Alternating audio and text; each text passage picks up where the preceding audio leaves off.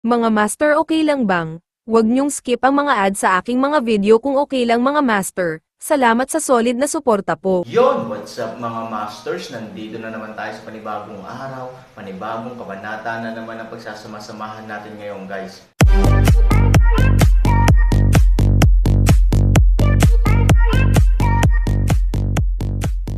Bali mga masters, kung bago ka pa lang po sa aking YouTube channel, please click the subscribe button, lalong-lalo na po yung notification bell guys, para maging connected pa rin tayo sa isa't isa at maging updated kayo sa mga susunod ko pang video. Bali mga masters, bago natin umpisahan ng kwento ay mag-shoutout po muna tayo para sa mga solid nating tagapakinig. Shoutout kay Goshen PH, shoutout kay Rene Boy Tuya, shoutout kay Fernando Jimeno, shoutout kay Rocky Sabate. Yun na nga mga masters, no? Bali hindi na ito patagalin. In 3, 2, 1, let's go! Mga masters, 3 video po araw-araw ang i-upload natin. Ang bagong yugto ni Daryl sa Storytelling Channel sa YouTube mapapakinggan. Ang bagong kabanata, nililibang nila matandang Lost at Master Ken si Sophie upang hindi maramdaman ni Sophie ang mga nangyari at nalaman niya ngayon. Maya-maya nagpasya na si Master Ken na bumalik na sa palasyo, at titignan niya ang mga sundalong elf, kung nakadeploy na ito sa bawat boundary ng kanilang nasasakupan. Matandang Lost, kami ay babalik na salamat dahil tinanggap mo kami sa inyong lugar, sabi ni Master Ken nang nakangiti. Nang marinig ito ni matandang Lost agad ito nagsalita. Kahit kailan ay tatanggapin kita ng buong buo sa aming lugar, hindi dahil ikaw ang pinuno ng mga lahing elf. Sapagkat, isa ka sa matalik kong kaibigan. At ganun din naman ako sa palasyo. Pinatuloy mo kami ng aking apo ng maayos. Mag-iingat kayo sa inyong pag-alis. Sabi ni matandang Lost. Ngumiti si Master Ken at sinabi, "Tara na Yui at Sophie. Bumalik na tayo sa palasyo." Nang marinig ito ni Sophie agad ito nagsabi, "Master Ken, maaari muna ba ako magpaiwan? Nais ko muna makasama ng isang araw ang aking lola. Namiss ko kasi ng sobra si lola." Sabay yakap kay matandang Lost. Ngumiti si Master Ken sa sinabi ni Sophie at ito ay sumagot, "Kung iyon ang nais mo, manatili ka na muna dito. Para makasama mo din ang iyong lola." Sabi ni Master Ken, "Halika na Yui, tayo nang bumalik sa palasyo." "Salamat Master Ken, salamat talaga. At Miss Yui mag-iingat ka. Magkita na lang tayo bukas sa palasyo," sabi ni Sophie kay Yui. Ngumiti si Yui at sinabi, "Aantayin kita doon." Pinangunahan ni Master Ken ang paglipad at sumunod na din si Yui. Maya-maya habang lumilipad sila Yui at Master Ken, si Yui ay nagsalita, "Master Ken, tama bang hinayaan natin si Sophie maiwan sa lugar ng mga mangkukulam? Hindi ba iyon delikado?" Sabi ni Yui kay Master Ken. Ngumiti si Master Ken at sinabi, "Bakit mo naman naisip ang ganon bagay Yui? Kasi Master Ken, kung naramdaman nga kanina ng haring demonyo ang masamang spiritual ni Sophie, ito ay pupunta agad sa ating lugar. At una nitong hahanapin ang mga lahing mangkukulam." Sabi ni Yui nang may pag-alala.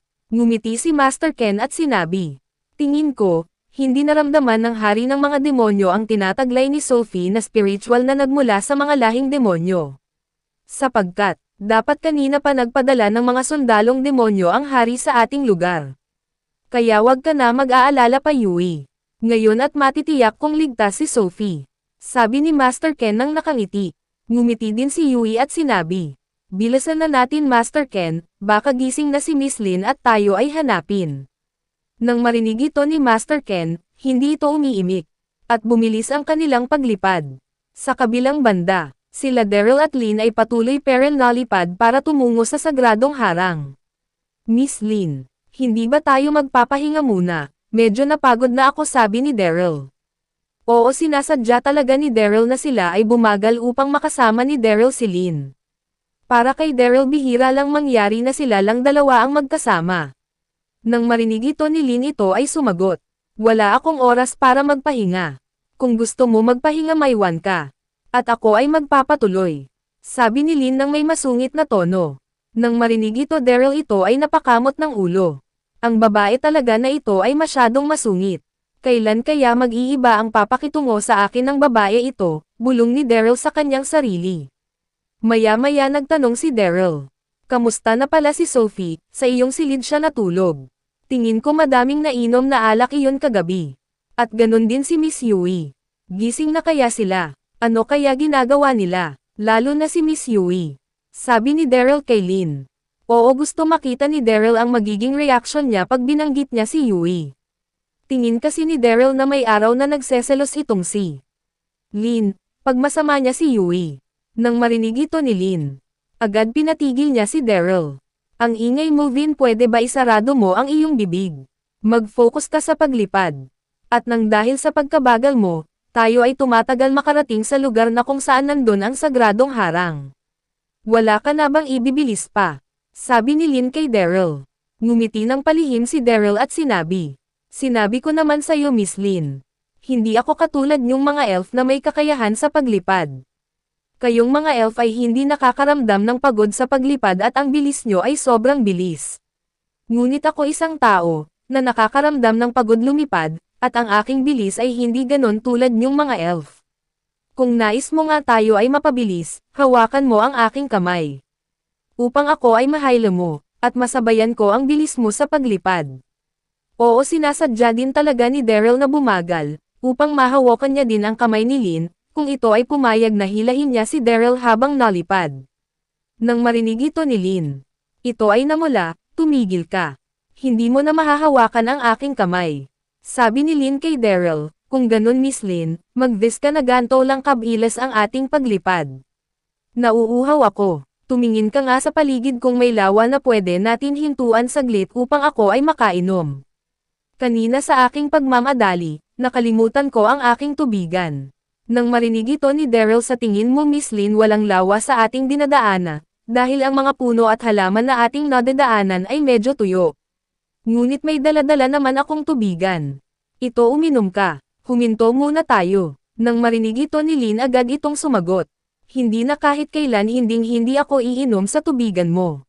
Kadiri, lumalapat ang iyong mga labi sa tubigan na yan tapos papagamit mo sa akin. Kadiri talaga na kahit ako ay sobrang mauho hindi ko iinuman yan. Sabi ni Lin. Maya-maya nagsalita si Daryl. Ikaw na nga ang inaalala ko, Miss Lin. Baka ma-dehydrated ka at ikahina pa ng katawan mo. Maya-maya init na kapag dumating na ang tanghali tapat. Pero kung ayaw mo, ayos lang, bahala ka mauho.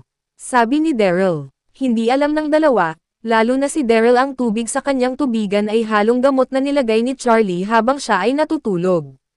Kung ito ay mainom ng sino man sa kanila ni Lin, makakaramdam ito ng init ng katawan, na para bang ang buong katawan ay nasusunog at ang pananabik sa pagtatalik ay mararamdaman ng sino mang uminom nito. Kapag hindi na ilabas ang init ng katawan, ang buong katawan nito ay mapapaso at ang puso ay nadadamay na maaaring ikamatay nila. At dahil nga sila ay inatasan ni Master Ken na pumunta sa sagradong harang, walang kaalam-ala ang dalawa sa mga nangyari sa lugar ng mga elf na malapit sa lugar ng pagsesenay, at si Charlie ay sinaktan ni Sophie ay ganun din ang mga mag-aaral na elf, at ang katawan nito ay itinapon sa sagradong bangin. Maya-maya sobra nang nauuhaw si Lin, ngunit ito ay kanyang tinitiis. Bakit ko pa kasi nakalimutan ang aking tubigan? Kapag ako ay naglilinang ng aking kasanayan. Hinding-hindi mo nakalimutan dalan iyon, bakit ngayon pa sa malayong lugar ako tatanggo, malas talagang tong lalaki na ito. Sabay tingin kay Daryl na nanlilisik ang mga mata. Nang maramdaman ni Daryl ang tingin ni Lin, agad itong nagsalita, bakit mo ako tinitignan ng ganyan, Miss Lin? May nais ka bang sabihin? Sabi ni Daryl. Nilayo ni Lin ang kanyang tingin at sinabi, tumahimik ka, malas ka sa buhay ko. Dahil sa iyo naiwan ko ang aking tubigan. Sabi ni Lin kay Daryl na sa pag-alit na tono. Kumamo ng ulo si Daryl at sinabi, bakit ako? Ikaw tong makakalimutan. Pagkakaalam ko ikaw ay bata pa. Ngunit sa kinikilos mo para ka ng matandang na may sakit na sa pag-iisip tulad ng pagiging makalimutin, sabi ni Daryl. Hindi ito pinansin ni Lin. Maya nagsalita si Lin. Basta tignan mo ang mga nadadaanan natin. Kung may makita kang lawa, sabihin mo agad. Hindi nagsalita si Daryl at ito ay gumawa ng isang mapang asar na gawain. Miss Lin, parang may nakikita akong lawa banda roon. Nang marinig ito ni Lin, ito ay labis na natuwa. Saan? Saan mo banda nakikita? Mauna ka lumipad at iyong puntahan at ako ay susunod sa likuran mo, sabi ni Lin. Maya-maya nagsalita si Daryl. Nako, hindi pala lawa ang aking nakita. Patawad Miss Lin. Ang puso at isip ni Daryl ay lubos na tumatawa. At nang marinig ito ni Lin, ito ay labis na naiinis. Sinasadya mo ba na ako ay lokohin? Kung hindi ka titigil Vin, baka hindi ko mapigilan ang aking sarili ay baka ikaw ay mapatay ko. Sabi ni Lin sa sobrang inis. Nang marinig ito ni Daryl ito ay tumahimik. Sa kabilang panig, sila Master Ken at Yui ay mabilis na nakarating sa palasyo ng mga elf. At ito ay bumaba na sa pagkakalipad sa tapat ng palasyo. Maaari ka nang pumasok Yui sa palasyo. Bibisitahin ko lang ang bawat grupo ng mga kasundaluhan sa mga boundary ng ating mga nasasakupan. Sabi ni Master Ken. Maya-maya nagsalita si Yui. Mag-iingat ka Master Ken, nais ko muna maglakad-lakad at magpahangin. Sabi ni Yui. Oo sinabi ito ni Yui na magpapahangin lang siya, ngunit ito ay pupunta ulit sa kubo ni Daryl upang kausapin niya ito, at sabihin ang nangyari kanina, at para malaman niyang wala na si Charlie at hindi na nito kailangan mag-alala pa. Nang marinig ni Master Ken ang sinabi ni Yui, ito ay tumugon. O siya, mag-ingat ka din. Aalis na ako. Mabilis na lumipad si Master Ken at umalis. Si Yui ay naiwan sa labas ng palasyo at ito ay nagpas siya ng tumungo sa lugar kung nasaan ang kubo ni Daryl. Naglakad si Yui papunta roon. Sana gising ka na Ginoong Vin. Madami ako ikukwento sa iyo. Bulong ni Yui sa kanyang sarili. At hihingi na din ako kay Ginoong Vin ng paumanhin dahil sa nagawa ko kagabi, na hindi siya pansinin. Totoo naman na ako ang may mali. Si Miss Lin naman ang iyam-akap kay Ginoong Vin, at hindi siya. Ngunit nagselos pa rin ako. Halata naman kay Ginoong Vin na hindi niya nagustuhan ang pagyakap sa kanya ni Miss Lin. Ngunit pinangunahan ako ng galit sa aking mga nakita. Sabi ni Yui sa kanyang sarili. Nang makarating na si Yui sa kubo ni Daryl agad itong kumatok. Ginoong Vin, ako ta si Yui. Ginoong Vin, gumising ka na. Sa pagtawag ni Yui kay Daryl, wala pa rin Daryl ang nagbabukas ng pinto ng kubo. Medyo kinabahan na si Yui. Parang kakaiba, hindi naman ganto si Ginoong Vin. Kadalasan pag siya ay tinatawag ko, lumalabas agad ito. Kahit sabihin na may tampo siya sakin, pero mali na hindi niya ako pansinin ng ganto, dahil kanina pa ako kumakatok sa pinto ng kanyang kubo. Maya-maya nagpas siya na si Yui na buksan ang pinto ng kubo ni Daryl. Ginamit niya ang kanyang kakayahan upang masungkit ang lock ng pinto ng kubo.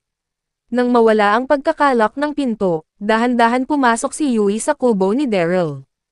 At habang naglalakad si Yui, ito ay tinatawag ang pangalan ni Daryl. Ginoong Vin, pumasok na ako sa kubo mo. Ginoong Vin gumising ka na. Nagpas siya si Yui na pumunta na sa silid ni Daryl. At nang makarating siya rito, walang Vin ang nakahiga sa kubo nito. Gulat na gulat si Yui. Nasaan si Ginoong Vin? Kaya pala walang nasagot sa akin kanina pa. Anong nangyari? Saan siya pumunta? Kanina pa ata siya wala sa kanyang kubo. Dahil maaga palang nagpunta na kami ni Sophie rito. Bakit wala ka Ginoong Vin? Nasaan ka? Bulong ni Yui sa kanyang sarili na nag-aalala.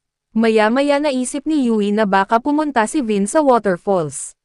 Dahil kapag gusto nito makapag-isip-isip ay napunta siya sa waterfalls. Sabi ni Yui. Nagpas siya pumunta si Yui sa lugar kung nasaan ang waterfalls. Yun na nga mga masters, no? Bali panibagong kabanata na naman yung natapos natin ngayong gabi. Muli, maraming salamat po talaga sa walang sawang suporta po sa aking YouTube channel na talagang inaabangan nyo po ang bawat upload ko po. Bali mga masters, magkita-kita ulit po tayo bukas ng gabi at ngayon po ay magpapaalam po muna tayo. Bali mga masters, bye-bye!